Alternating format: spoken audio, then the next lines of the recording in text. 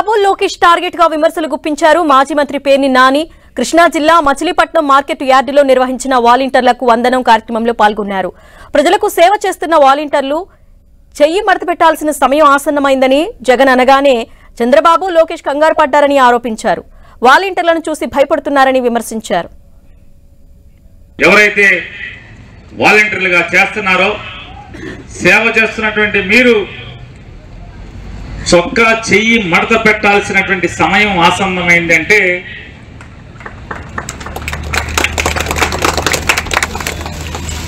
అంటే వెంటనే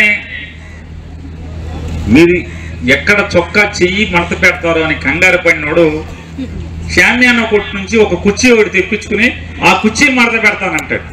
నువ్వు కుర్చీలు మడత పెట్టినా బెంచీలు మడత పెట్టినా నువ్వు మీ నాన్న కలిసి మీటింగ్ పెడితే మీ మీటింగ్ లో వేసిన కుర్చీలు ఖాళీగా ఉన్న కుర్చీలన్నీ మడత పెట్టుకుంటాకే మీకు సమయం సరిపోదు.